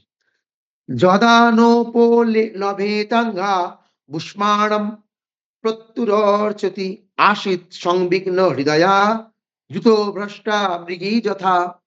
তিনি যখন তার পতির পদসেবা করছিলেন, তখন তিনি উষ্ণতা অনুভব না করার ফলে বুঝতে পেরেছিলেন যে তিনি দেহত্যাগ করেছেন। তখন তিনি তার পতি থেকে বিচ্ছিন্ন হয়ে একাকিনী হওয়ার ফলে দ্রুতভ্রষ্টা হরিণীর মতো ব্যাকুল হয়েছিলেন। তো স্ত্রী তার স্বামীর পা টিপছিল, পা পদসেবা করছিল। যতক্ষণ শরীরে আত্মা থাকে, শরীরে উষ্ণতা অনুভব হয়। আত্মা বেরিয়ে গেলেই ধীরে কি হয়ে যায়? ঠান্ডা বরফের মতো ঠান্ডা হয়ে যায়, শরীর শক্ত হয়ে যায়। জানেন এগুলো? আর শরীরটাও ফ্যাকাশে হয়ে যায়। আমরা এমনি সান্ত্বনা দিই মনে, হ্যাঁ, যেন ঝলমল করছে, মনে হচ্ছে যেন ঘুমিয়ে আছে, যেন সান্ত্বনা দিই, যেন মনে হচ্ছে ঘুমিয়ে আছে। হ্যাঁ, কি করবো আর তো বলার কিছু নেই, কিন্তু পুরো শরীরটা ফ্যাকাশে হয়ে যায়, ঠান্ডা হয়ে যায়, শক্ত হয়ে যায়। হ্যাঁ, এমন অবস্থা হয় যে ব্যক্তি আগে কত গরু তাড়িয়ে বেরিয়েছে, কত মানুষ তাড়িয়ে বেরিয়েছে, আর তার মুখে এখন ভনভন ভনভন করে মাছি উঠছে, সেটাও তাড়াতে পারে না। এমনই তার অবস্থা। মারা গিয়েছে, চলে গিয়েছে আত্মা। তো ওই পদসেবা করতে, করতে যখন তিনি বুঝলেন যে শরীরে উষ্ণতা নেই, তার মানে তিনি দেহত্যাগ করেছেন। এতটা তন্ময় হয়ে গিয়েছিলেন সেবাতে। সেবা ছাড়া কোনো চিন্তাই করেন। এখন প্রশ্ন, তিনি তার পতি থেকে বিচ্ছিন্ন হয়ে কান্না করছিলেন কেন? একাকিনী হওয়ার ফলে তিনি কান্না করছিলেন। যুদ্ধভ্রষ্টা হরিণীর মতো তিনি ব্যাকুল হয়েছিলেন। কে বলতে পারবে যে তার স্ত্রী কান্না করছিলেন কেন? একটা প্রশ্ন তো উঠেই আসবে যে স্বামী মারা গেলে স্ত্রী কান্না করবে, এটা আবার নতুন কি? নতুন কি? কিন্তু ইনি তো সাধারণ স্ত্রী নয়। ইনি তো ভক্ত স্ত্রী, ভক্তিমতী। বিদর্ভ কন্যা তো ১ম থেকেই বলা হচ্ছে যে তার চোখগুলো ছিল কৃষ্ণবর্ণ, অর্থাৎ তিনি ভক্তিতে খুব আপ্লুত। তারপরেও তিনি কান্না করছিলেন কেন? কে বলতে তো পারবে দেখি? হাত তুলতে পারেন? না, হাত তুলতে হবে। হঠাৎ করে বললে হবে না। কজনের হাত উঠছে দেখি। বলুন এবার আপনি। সুলক্ষণা মাতাজি বলুন। ও বৈষ্ণব বিয়োগে সেই জন্য কান্না করছিলেন যে আমার ভক্ত স্বামী মারা গেছে।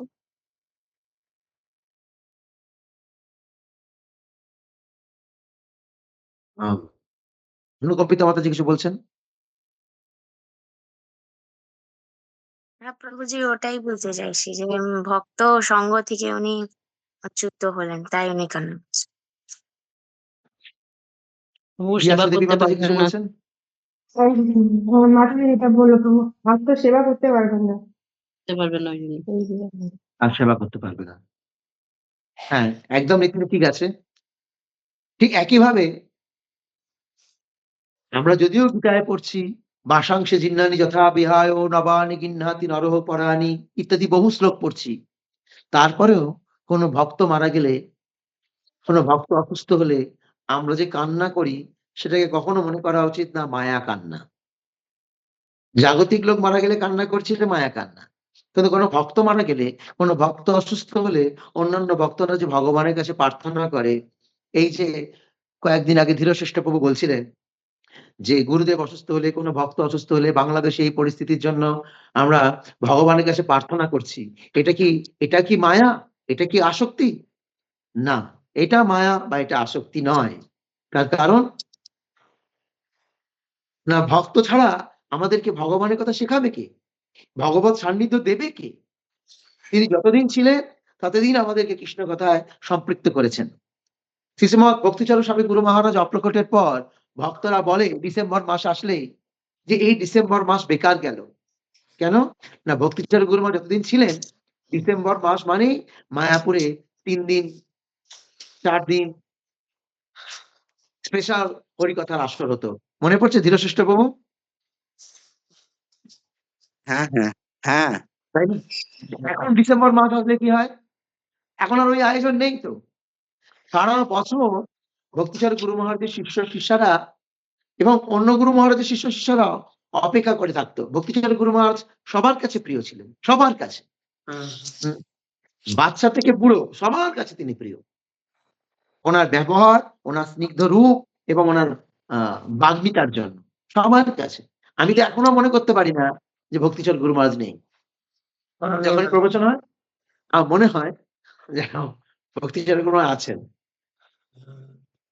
আর ওইটা চিন্তা করলে চোখে জল চলে আসে যে চলে গেছেন। নেই, আর দেখা হবে না। এখন ভক্তরা অনুভব করে যে ডিসেম্বর মাস এসছে, পুরো ডিসেম্বর মাসটা বেকার গেল, কেন গুরু মহারাজ নেই। এইরকমই ব্যাপার যে ভক্তরা যখন থাকে না, তখন আমরা হা হুতাশ করি যে সেই শুদ্ধ ভক্তের সান্নিধ্য আর পাবো না। অনেক সময় এরকম হয়, যখন ছিলেন তখন হয়তো ততটা গুরুত্ব দিইনি, চলে যাওয়ার পর গুরুত্বটা কি উপলব্ধি হয়। তো নরোত্তম দাস ঠাকুর লিখছেন, কারণ মোবাইল চালু আছে, বন্ধ করুন। নরোত্তম দাস ঠাকুর লিখছেন, পাষাণে কুটিব মাথা, অনলে পশিব, গৌরাঙ্গ গুণের নিধি, কোথা গেলে পাবো, সেসব সঙ্গীর সঙ্গে যে কইল বিলাস, সে সঙ্গ না পাইয়া কান্দে নরোত্তম দাস।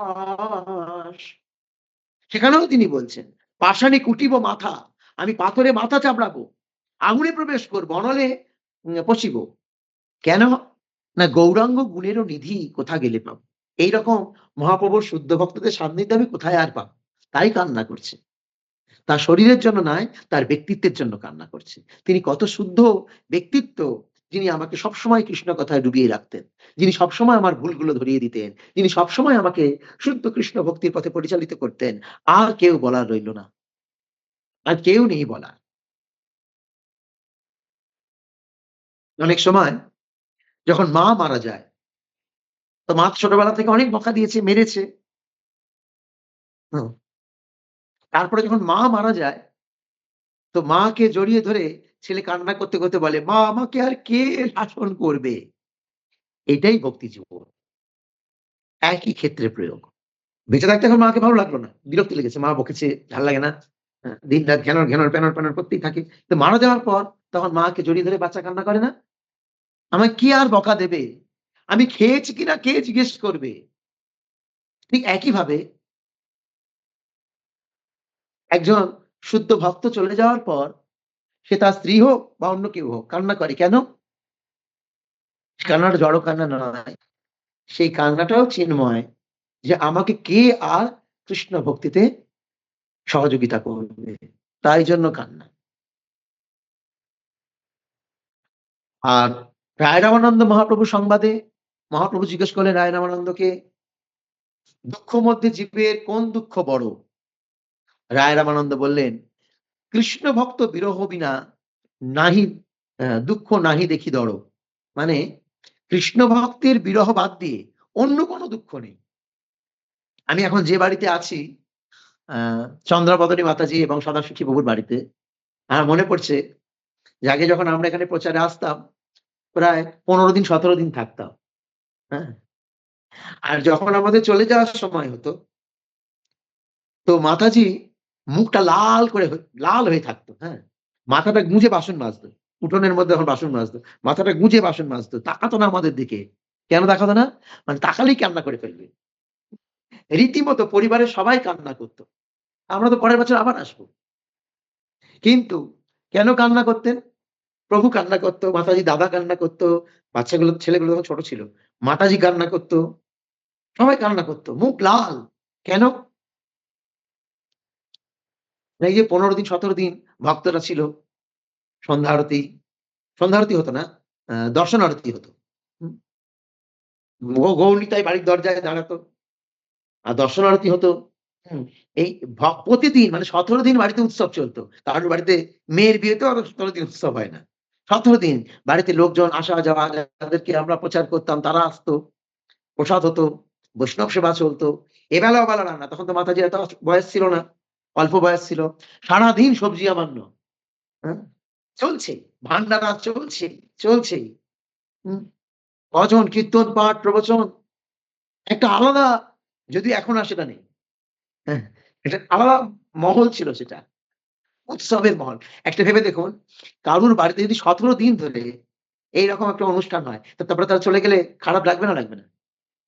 কান্না করতো তারা। এটা কি জন্য কান্না? ও, আমরাও তাদের ছেলেদের মতো দেখতে, আমরাও তাদের ছেলেদের বয়সী চলে যাচ্ছি, তাই জন্য কান্না? তাই জন্য কান্না না। কেন কাঁদতেন মাতাজি? কেন কাঁদতেন প্রভুজি? যে আমরা গৃহস্থ জীবনে দিন রাত ব্যবসা বাণিজ্য সংসার নিয়ে ব্যস্ত, সাধু সঙ্গ পাই না, মঠ মন্দিরে যেতে পারি না, অনেক খরচ। কিন্তু আমার বাড়িতে এসে ভক্তরা এত সুন্দর উৎসব করছে, এই সৌভাগ্য থেকে আমি আবার ১ বছরের জন্য বঞ্চিত হব। এই জন্য কান্না। সেই কান্নাটা কি জড় কান্না না মায়া কান্না?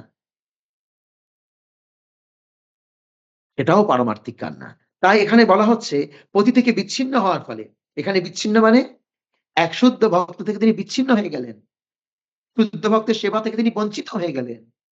তাই তিনি বুক চাপড়ে মাথা চাপড়ে কান্না করছেন। হায়, হায়! আমি কি বস্তু হারালাম, কি বস্তু হারালাম। এটাকে আমরা অন্যভাবে কাজে লাগাতে পারি।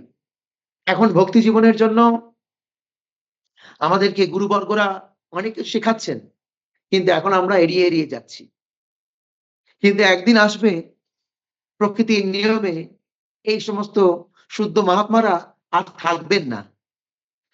তখন আমি বুঝবো যে কি সম্পদ পেয়েছিলাম, কিন্তু আমি আমার অবহেলা রোগের কারণে আমি সেই সম্পদ হেলায় হারিয়েছি। এরকম হয় তো নাকি? এরকম হয় জীবনে। হেলায় হারিয়েছি। দাঁত থাকতে লোকে দাঁতের মর্ম বোঝে না। যখন দাঁতগুলো নড়ে বা পড়ে যায় তখন ভাবে যে কেন আমি কয়লার গুঁড়ো দিয়ে দাঁত মাজলাম, কেন আমি সেন্সোডাইন ব্যবহার করলাম না। তখন ভেবে আর লাভ কি? তখন দাঁত তো পড়ে গেছে। ঠিক সেরকম ভক্তি জীবনে এই যে আমরা সাহচর্য পাচ্ছি, এটাকে ভালোভাবে গ্রহণ করতে হবে। মানে অনুভব করতে হবে। সেই বিদর্ভ নন্দিনী অরণ্যে তার বৈধব্য দশার নিমিত্ত শোক করতে অবিরাম অশ্রুধারায় তনযুগল সিক্ত করে উচ্চস্বরে রোদন করতে শুরু করলেন। এই একই কারণ। কারণটা একই। তাৎপর্য প্রভুপাদ দিয়েছেন দেখুন। ওই ৪৭ নম্বর শ্লোকে তাৎপর্য।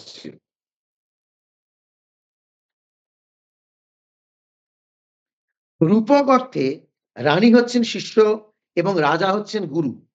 এইভাবে গুরুদেব যখন দেহত্যাগ করেন তখন শিষ্যের কর্তব্য হচ্ছে রাজার বিরহে রানী যেভাবে ক্রন্দন করছিলেন ঠিক সেইভাবে ক্রন্দন করা। আমি দেখেছিলাম যখন ২০০৪ সালে সম্ভবত ৪ না ২ মনে পড়ছে না ঠিক। কমল কৃষ্ণ গোস্বামী মহারাজ যখন অপ্রকট হলেন, আমার পরমারাধ্য গুরুদেব এবং বিষ্ণুপাদ শ্রীমৎ জয়প্রতাপ গোস্বামী গুরু মহারাজ হাউ করে কাঁদছে। আর আমি ছাদের উপর থেকে দেখছিলাম এগুলো। আমি মনে ভাবছিলাম যে গুরু মহারাজ কি গীতা পড়েনি নাকি রে বাবা? গুরু মহারাজ কান্না করছে কেন? হ্যাঁ? পরে আমি বুঝতে পারলাম নরোত্তম দাস ঠাকুরের গান থেকে শুনে বুঝে যে কেন গুরু মহারাজ কাঁদছিলেন। কারণ তমাল কৃষ্ণ গোস্বামী মহারাজ ছিলেন প্রভুপাদের খুব প্রিয় শিষ্য, খুব প্রিয় শিষ্য। আর তমাল কৃষ্ণ গোস্বামী মহারাজ প্রভুপাদের ১১ জনের মধ্যে প্রথম। আর তমাল কৃষ্ণ গোস্বামী মহারাজ গুরু মহারাজকে খুব স্নেহ করতেন। প্রভুপাদ তমাল কৃষ্ণ মহারাজ আর শ্রীমৎ জয়প্রতাপ গোস্বামী গুরু মহারাজ দুজনকে পাঠিয়েছিলেন মায়াপুরে জমি ক্রয় করার জন্য। তাহলে কতটা প্রিয়, কতটা স্নেহ করতেন শ্রীমৎ জয়প্রতাপ গোস্বামী গুরু মহারাজ তমাল কৃষ্ণ গুরু মহারাজের জুনিয়র। কতটা স্নেহ করতেন। তাই আজকে সেই ব্যক্তি চলে গেলেন, অপ্রকট হয়ে গেলেন। তো কান্না করবে না কার জন্য করবে?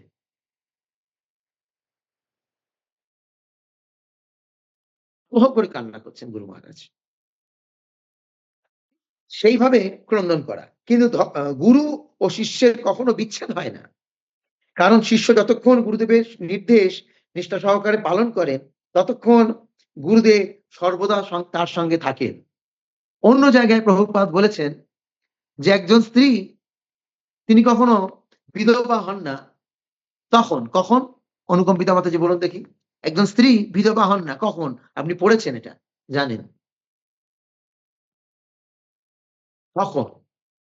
কে যখন বলতে পারবে? যখন পুরুষের পতির আদেশ পালন করে, যেরকম অদিতি মাতা না, বসু। হয়নি। ও বলবো? হয়নি। তবু কারো যদি বলুন। সন্তান থাকে ঠিক। যদি কারোর পুত্র সন্তান থাকে তাহলে সেই স্ত্রী বিধবা বলা হয় না। কারণ সে তো তার স্বামীর প্রতীককে নিয়ে রয়েছে। স্বামীর প্রতীক কে? তার পুত্র। পুত্রকে বলা হয় কি? আত্মজ। স্বামীর শরীরের অংশ থেকে সে জন্মেছে। আত্মজ বলা হয়। এখন সেই স্ত্রী পুত্র যদি বাবা মাকে না দেখে তাহলে আর অসুবিধা। তাহলে বিধবাই রইল। যদি সেই পুত্র যদি সেই পুত্র তার মাকে দেখে তাহলে সেই মায়ের কখনো বিধবা বলে মনে করা উচিত নয়, সেই মাকে বিধবা বলা হয় না।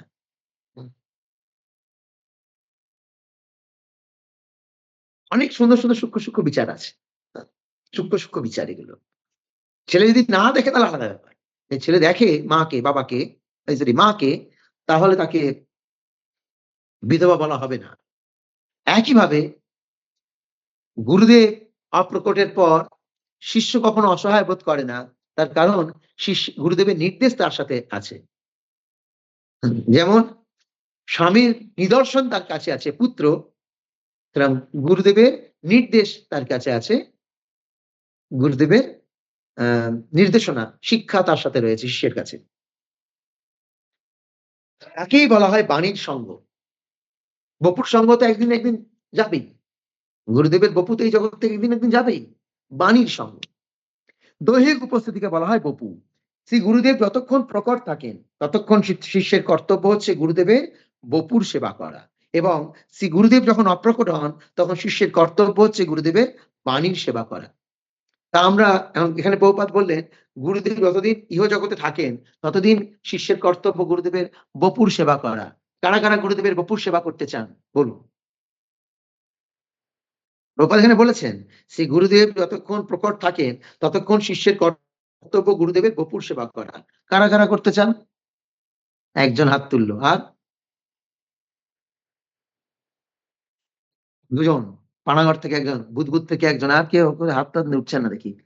আমরা ভাবছেন যে বপু সেবা করবো কি করে, আমরা তো মাতাজি, আমরা তো গুরু মহারাজকে স্পর্শ করতে পারবো না, কি করে বপু সেবা করবো? কে রান্না করতে পারবেন গুরুদেবের জন্য? গুরুদেবের ঘরে মুছে দিতে পারবেন, ঝাড়ু দিতে পারবেন, এগুলো করতে পারবেন। কারা কারা করতে চান হাত তুলুন। এবার অনেকগুলো হাত বাড়ছে দেখছি। হ্যাঁ, তোমরা কেউ হাত তুলছে না। গুরুদেবের চরণ সেবা করতে পারবেন, ম্যাসাজ করতে পারবেন। হাত তুলছেন না যে? আমি হাত করতে চাই। বাড়ছে, বাড়ছে, বাড়ছে, বাড়ছে, বাড়ছে। হ্যাঁ, তারপরেও গুরুদেবের বপুর সেবা সবাই করতে পারবো না, কারণ গুরুদেবের রুমে ঢুকাই তো পারমিশন নেই। সেবা তো দূরের কথা, রুমে ঢুকারই পারমিশন নেই, সেবা তো দূরের কথা। তাহলে গুরুদেবের বপুর মধ্যে কি কি আছে? ক্ষিতিয়া পনল বায়ু খং মন বুদ্ধি রে বচা, মনটাও তো আছে গুরুদেবের বপুর মধ্যে। গুরুদেবের মন পড়ে না? পড়ে না। তো গুরুদেব যখন খবর পাবে যে আমি খুব সুন্দরভাবে ভগবত দর্শন পত্রিকা প্রচার করছি, ম্যারাথন মাসে গীতা প্রচার করছি, ভাদ্র পূর্ণিমাতে ভাগবত প্রচার করছি, অনেক ভক্তকে জপের মালা দিচ্ছি, অনেক ভক্তকে কৃষ্ণ ভাবনামৃতে নিয়ে আসছি, গুরুদেব এই খবর পাবে। তো খবর পেয়ে গুরুদেব খুশি হবে। তাহলে গুরুদেবের মন খুশি হয়েছে, তার মানে বপুর মধ্যেই তো রয়েছে ওটা, নাকি? না, আমি তো পাই টিপবো, ওইরকম করলে হবে না। আপনাকে বপু সেবা মানে বুঝতে হবে যে গুরুদেবের বপু সেবা আর প্রচারের মাধ্যমে দুটোই হয়ে গেল, বপু বাণী দুটোই। কেন? গুরুদেবের মনে আনন্দ পাবে। আমি ৪-৫ দিন আগে আমাদের দুর্গাপুরে প্রেমানন্দ প্রভু কর্পোরেট প্রোগ্রাম করছে, ইউথ প্রোগ্রাম করছে, তার রিপোর্ট গুরু মহারাজকে দিয়েছি। তো কালকে দেখলাম গুরু মহারাজ মেইলে আমাকে অ্যান্সার দিয়েছেন। হ্যাঁ, যে আমি খুব উৎসাহিত যে দুর্গাপুরের মতো জায়গায়, যেটা স্টিল হাব, যেখানে এডুকেশন হাব, সেখানে দুর্গাপুর ইস্কন মন্দির থেকে বিপুল পরিমাণে প্রচার হচ্ছে। তাদেরকে সব শিক্ষিত এবং যুবগোষ্ঠীকে তোমরা মন্দিরের সাথে কানেক্ট করছো, প্রভুপাদের সাথে কানেক্ট করছো, খুব ভালো। আমাকে প্রেমানন্দ চৈতন্য প্রভুকে আমার আশীর্বাদ দিও, এবং সেই সাথে সাথে সমস্ত ভক্তদেরও আমার আশীর্বাদ দিও। মেল এসছে একটা। তো গুরু মহারাজ খুশি হয়েছে নাকি? আমাদের কয়েকজন ভক্ত, ৬ জন ভক্ত দেহত্যাগ করলেন, গুরু মহারাজকে মেল পাঠিয়েছি। তাদের নাম, বয়স, কিভাবে মারা গেছে এটা বলে। গুরু মহারাজ প্রার্থনা জানিয়েছে ভগবানের কাছে। আমি সমস্ত ভক্তদের উদ্দেশ্যে, যারা যারা অপ্রকট রয়েছেন তাদের জন্য ভগবানের কাছে প্রার্থনা করি, তারা যেন নিত্য ধাম ফিরে যায়। আমি দেখবেন আমি আমাদের নিত্যম ভাগবত গ্রুপে হয়তো দিয়ে দেবো এই মেসেজটা। আপনারা যদি আপনাদের কোনো স্পেশাল প্রচার রিপোর্ট বা এরকম কিছু দেন, আমি গুরু মহারাজকে পাঠাতে পারি। আর গুরু মহারাজ ১-২ দিন বাদেই তার রিপোর্ট মানে অ্যান্সার দেন। তো গুরুদেবের তো মন খুশি হচ্ছে প্রচারের রিপোর্ট শুনে। এটাই বপু সেবা। কিন্তু আমি প্রচার করছি না, ভাও টিপার সুযোগ নেই, রান্নাও করার সুযোগ নেই। হ্যাঁ, রান্না করতে গেলে লবণ দিয়ে ফেলবো। তো এক মাতাজি বললে মুশকিল ব্যাপার। সবসময় বলেন যে আপনারা ক্লাসেই বলে দেন। আমি তো নাম বলছি না, আমি বলছি। এক মাতাজি কি করেছে, আমাকে নিমন্ত্রণ করেছে। তো তার অভ্যাস গ্যাসে রান্না করবে না, হিটারে রান্না করবে। মানে হিটার কি বলে? ফ্রি পাওয়া যায় না হিটার?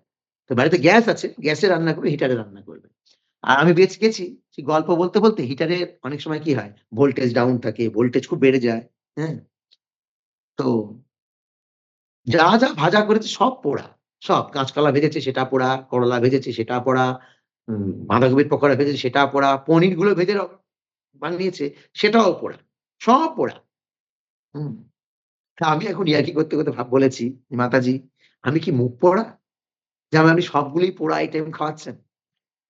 তো মাতাজি একটু হাসাহাসি করল। তারপরে আবার একদিন ডেকেছে, আবার পোড়া। হুম।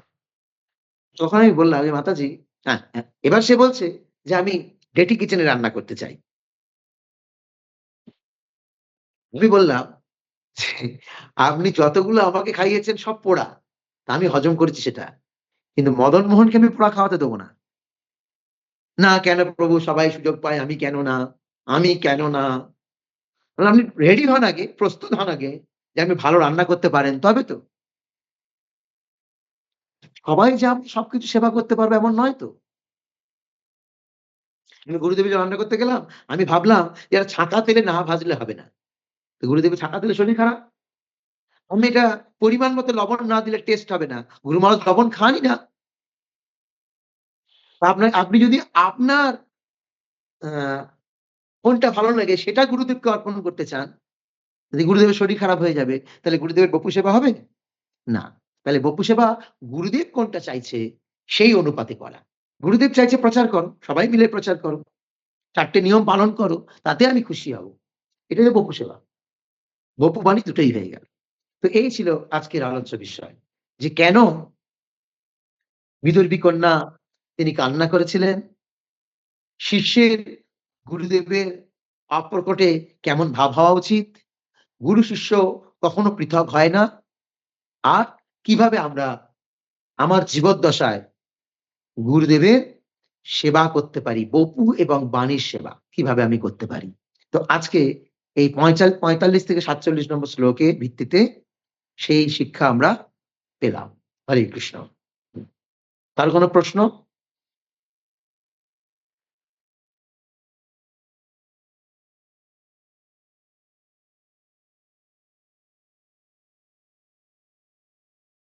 হরে কৃষ্ণ। এক ভক্ত উনি ভগবানের শৃঙ্গার সেবা করেন।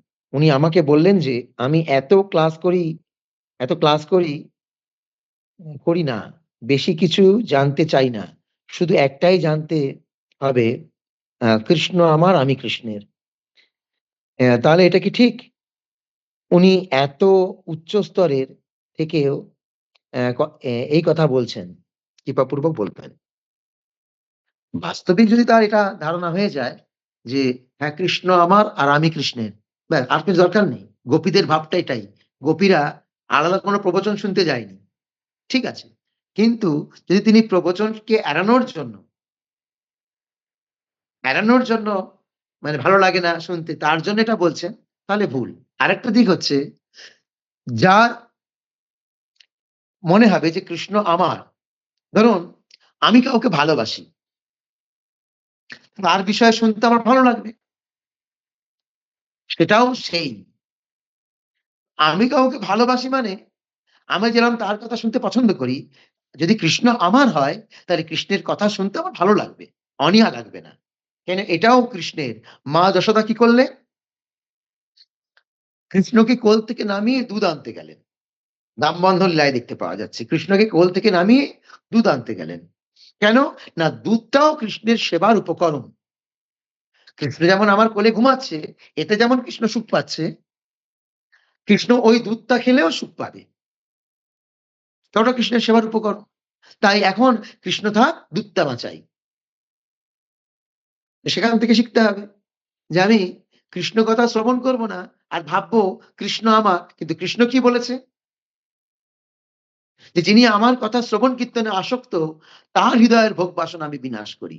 শৃণ্যতাম সকথা কৃষ্ণ পুণ্য শ্রবণ কীর্তন হৃদন্তস্ত অভদ্রাণী বিধুনতি সুহৃৎ শতাম।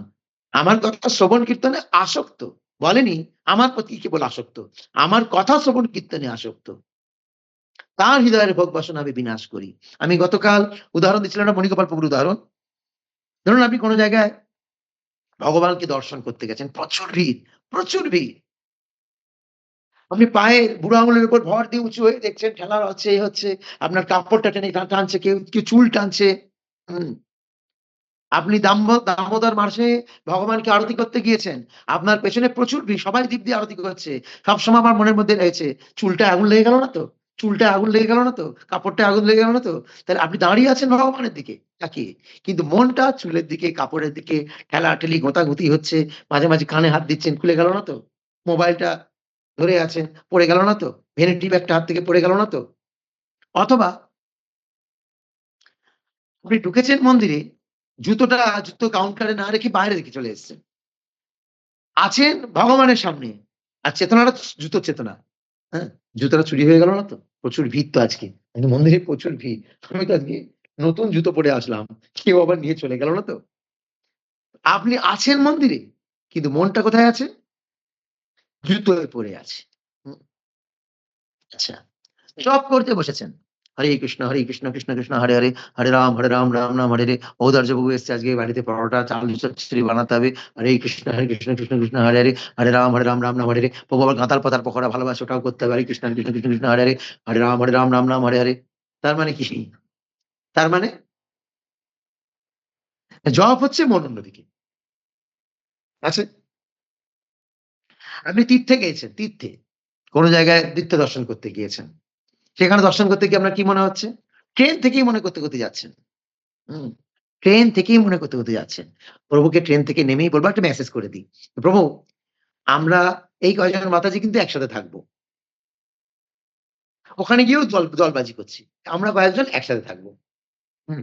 প্রভু, আমরা যেখানেই আমরা যতগুলো ট্যুরে যাব, বৃন্দাবন, জয়পুর, অমুক তুম যতগুলো জায়গায় যাব, আমরা কিন্তু একসাথেই থাকবো।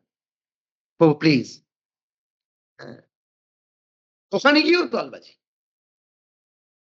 তারপরে চিন্তা করছে, ফোনে একটা মেসেজ পাঠিয়ে দিল।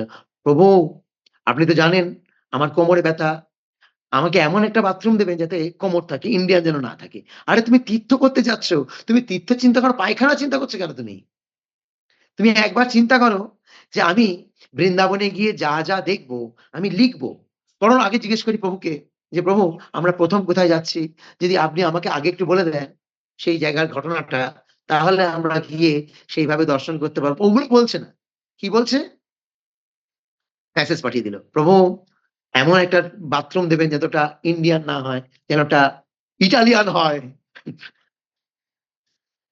পায়খানার চিন্তা করছে। কিন্তু একটাই জিনিস শ্রবণ। শ্রবণের সময় কেবল আমরা ওই অনুভবী ভক্ত, উত্তম ভক্তের কাছে শ্রবণ করলে আমাদের মাথার মধ্যে আর ওগুলো থাকে না। মাথার মধ্যে একটাই থাকে কি? কৃষ্ণ কত মহান, কত আমার মধ্যে কত নোংরা, কত জঞ্জাল, সেজন্য শ্রবণ করতে হবে। আপনি যতই বড় ভগবানের সেবা করুন, শ্রবণ। তাহলে আচার্যরা নববিধা ভক্তির ১ম টা শ্রবণ দিতেন না। শ্রবণ, কীর্তন, স্মরণ, বন্ধন, ৫ নম্বরে গিয়ে অর্চন। ১ম টাই শ্রবণ। শ্রবণ না হলে এই কৃষ্ণ আমার আমি কৃষ্ণের এটা বেশিদিন ধরে রাখা যাবে না। মাঝে যদি কোনো একটা সুন্দর হ্যান্ডসাম চলে আসে, তাহলে আমি কৃষ্ণের আর কৃষ্ণ আমার হরিবোল হয়ে যাবে। তখন গান গাইবো, তুমি আমার আমি তোমার, যুগে যুগে আমি তোমারই। হরে কৃষ্ণ।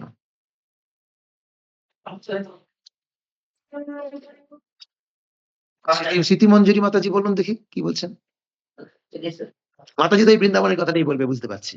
যে প্রভু আমাকে কিন্তু রেবা মাতাজির সাথেই দেবেন। না, আর এই প্রভু খাঁটি মাতাজির সাথেই দেবেন। বলুন। না, ওটা বলিনি। হরে কৃষ্ণ, প্রণাম প্রভু। তো আপনি যে বললেন না যে প্রভুরা আসলে বাড়িতে কিছু আমি জব করছি, চিন্তা আসলো যে প্রভু এসেছে, আমরা এটা রান্না করে এটা রান্না করতে হবে, ওটা রান্না করতে হবে, বিভিন্ন ব্যাপার আরকি। তো প্রভু আমার যেটা হচ্ছে মনে করুন আমি বিকেলের দিকে প্রচারে বেরোই। প্রচার সেরে বাড়ি এলাম।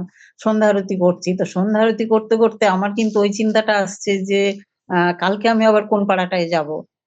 কতগুলো মানে ভাগবত দর্শন নিয়ে যাবো। তো প্রভু এটাও তো আমার তাহলে কিছু কি ভুল হচ্ছে? তাই আমার একদিক দিয়ে তো ভুল। আপনাকে যখন যে সেবাটা করবেন তখন সেই সেবাটার গুরুত্ব বুঝতে হবে। সেই সেবাতে মনোনিবেশ। আরতি করাটাও সেবা, প্রচার করাটাও সেবা। কিন্তু আপনি যখন যে সেবাটা করছেন তাহলে সেই সেবায় মন না দিলে কি করে হবে? আপনি গাইছেন, জয় জয় গৌরাচাঁদের পলাশ ডাল কি? আ কি? হুম, কি আপনাদের ওইখানে গ্রামগুলোর নাম কি? হ্যাঁ, ছোট পশলায় যাবো, দক্ষিণে নিতাই চাঁদ। অনেক ভাগবত দর্শন প্রচার করব। এরকম করলে হবে? মানে হাফ এটা, হাফ ওটা এরকম করলে হবে? তো প্রভু আমি আপনি এখন ভাবি ভগবানের আরতি করছেন। ভগবানের আরতিতে কোনটা রাখুন? কিন্তু তারপরে এসে আবার প্রচারের কথা চিন্তা করবেন। হ্যাঁ? এসে এসে যাচ্ছে। যাচ্ছে। হ্যাঁ, এসে এসে যাচ্ছে। ওটাই কন্ট্রোল, এটাই তো অভ্যাস। এটাই তো অভ্যাস। আমি যে বলছি আমার আসছে না, আমারও তো আসছে। আমারও আসছে। কিন্তু অভ্যাস। আমি যখন যেটা করছি এমন নয় যে আমি একদম তুলসী পাতা, ধোয়া তুলসী পাতা। আমার মধ্যে এগুলো আসেই না। আমারও জপ করতে, করতে আসছে। হুম, আসছে তো। আসবে। কিন্তু আমাকে নিজেকে শুদ্ধ করতে হবে যে আমি তো এখন জব করছি। এখন আমার কাজ হরে কৃষ্ণ মহামন্ত্র ভালো করে শোনা। আমার অন্য কোনো কাজ নেই। এটা ভালো করে। কেন এটা স্বয়ং কৃষ্ণ ভক্তি। আমি যখন ভাগবত পড়ছি, ভাগবতেই মন দেওয়া। কারণ এটা স্বয়ং কৃষ্ণ ভক্তি। আমি যখন রান্না করছি, তখন রান্নায় মন দেওয়া। কারণ এটা কৃষ্ণ ভক্তি। তা যদি না হয় তাহলে বাটার পনির মসলা করতে গিয়ে কস্তুরী মেথি দেওয়ার জায়গায় নিম পাতা দিয়ে ফেলবো। দেখতে দুটো একই। হরি হরে বল। হরে কৃষ্ণ প্রণাম প্রভু। হ্যাঁ, বুঝে গেছে। হরে কৃষ্ণ। প্রভুজি আমরা কিভাবে বুঝতে পারি যে আমার সাথে কৃষ্ণ কথা বলছে নাকি মায়া? কৃষ্ণ কথা বলছে না মায়া? এটাই তো বলছেন? মায়াপুর হয়ে গেছে এটা। আমার সাথে কৃষ্ণ কথা বলছে না মায়া? এটা তো আমিও বুঝতে পারছি না। আমিও বুঝতে পারছি না। এই যে আমি প্রবচন দিচ্ছি, যে যা প্রশ্ন করছে উত্তর দিচ্ছি। দদামি বুদ্ধি যোগম তম যেন মাম উপজান্তিতে। আমি বুদ্ধি দিই। কিন্তু আমার মনে হচ্ছে আমি দেখো যে যা প্রশ্ন করছে তার একদম as it is উত্তর দিচ্ছি। আমি কত ভালো বুদ্ধিমান। এটা কিন্তু আমার মনের মধ্যে সবসময় কাজ করছে। আমি কত পাওয়ারফুল যে সকাল, সকাল ৭০ টা ব্যক্তি আমার পেছনে বসে আছে। তারা হাঁ করে বসে আছে কখন ৬:১৫ হবে আর আমরা ঔদার্যচন্দ্র শয়তানটাকে দেখতে পাবো। আমার মনের মধ্যে সবসময় কাজ করছে কিন্তু এটা। হ্যাঁ, যে কত লোক আমার ফলোয়ার। তা মনকে সবসময় শাসন করতে হবে। যে কৃষ্ণ আর মায়া দুটোকে বিচার করার জন্য উপায় হচ্ছে কৃষ্ণ যা বলেছে শাস্ত্রে কি সেটা আছে? আমি যেটাকে মনে করছি কৃষ্ণ বলছে, এটা কি শাস্ত্রে আছে? শাস্ত্রে তো কৃষ্ণ বলেছে। অনেক সময় কৃষ্ণের কথা আমি বুঝি না, আচার্যরা বোঝে। হুম? সর্বধর্মাং পরিত্যাজ্য শ্লোক সাধারণ মানুষ একরকম ভাবছে, আচার্যরা তার আরেক রকম ব্যাখ্যা দিয়েছে।